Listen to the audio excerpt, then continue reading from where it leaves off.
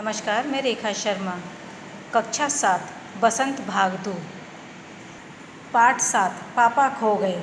मैं पात्र है बिजली का खंभा, नाचने वाली पेड़, लड़की, लेटर बॉक्स, आदमी और कौआ।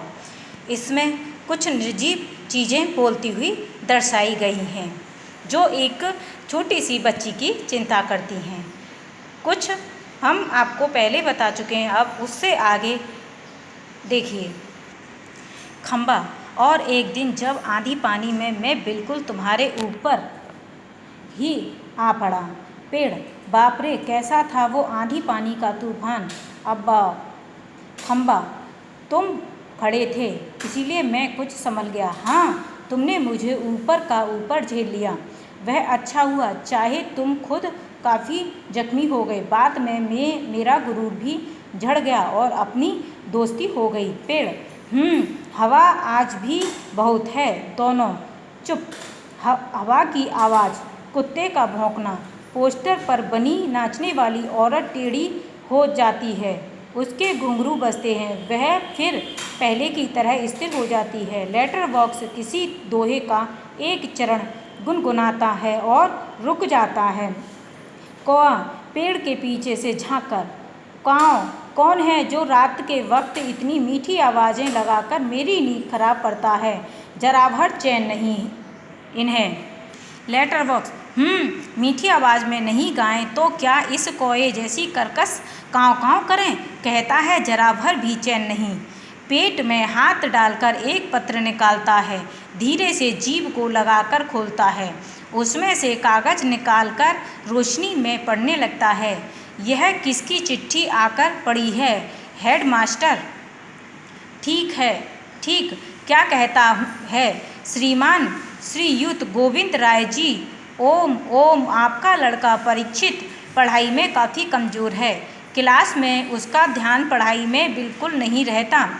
इसकी बजाय उसे क्लास से गायब रहकर बंटे खेलना ज़्यादा अच्छा लगता है। आप एक बार खुद आकर मुझसे मिलिए।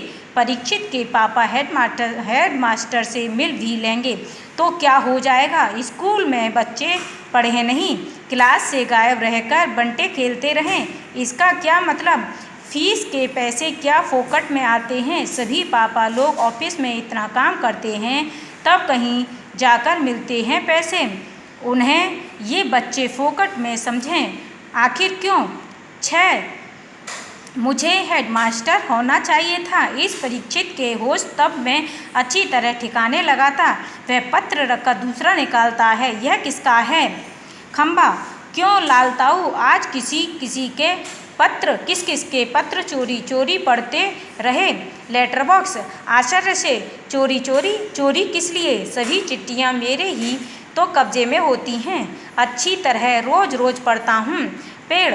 कब्जे में होने का मतलब यह तो नहीं लालताऊ कि लोगों की चिट्ठियाँ फाड़ कर पढ़ते रहो।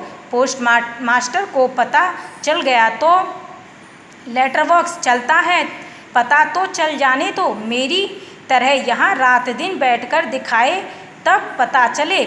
परसों वह पोस्टमैन मेरे पेट में से चिट्ठियाँ निकाल रहा था और मुझे इतनी लंबी जम्हाई आई कि रोके नहीं रुकी। जम्हाई लेता हूँ, वह देखता ही रह गया। चिट्ठियों का बंडल बनाकर जल्दी चलता बना वह, लेकिन यह लेटर बॉक्स इसे नहीं बोरियत होती। एक जगह बैठे मैं कहता हूँ 4 चिट्ठियाँ मन बहलाने के लिए पढ़ भी ली तो क्या हो गया?